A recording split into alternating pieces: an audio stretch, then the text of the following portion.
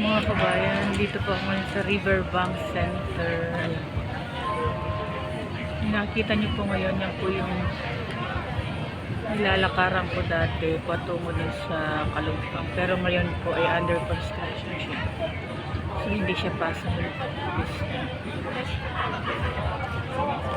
Alauna pasado po ng hapon dito sa Pilipinas. Kabayan, kumusta po kayong lahat dyan?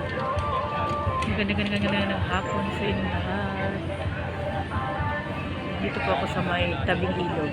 Dito sa Riverbank Center, Marikina City. Kahit po mainit, ang dami po namamasyal. Kung matatanaw niyo po yung SM City Marikina.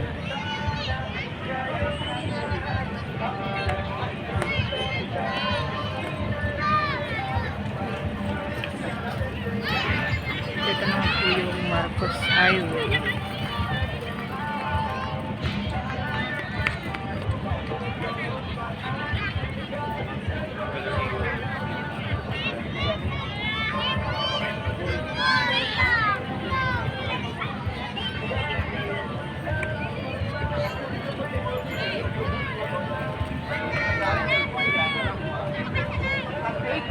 Ito po yung kainan.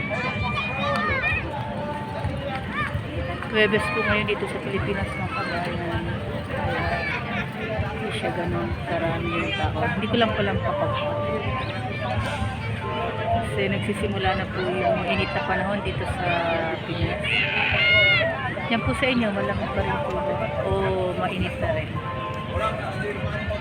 Starts na rin po ng Lenten season dito sa atin dito sa Pinas. Marahil ganun din po sa ibang bansa na Katoliko, Kristiyano, Katoliko. Medyo nagkakad-lakad lang po. Isa lang po.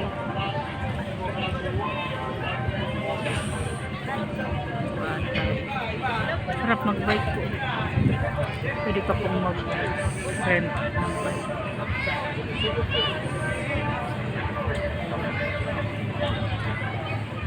Sa mga hindi pa po nakakapag-subscribe sa aking channel, Donna Bicolana po. Search na mga kabayan, medyo nag-construct kasi sila doon sa may kalsada. Kaya, medyo maingay. So, pasamantalang papaalam muna po ako. Hindi masakit po sa tenga yung kanilang machine. Bye-bye mga kabayan. Hanggang susunod ulit. Donna Bicolana.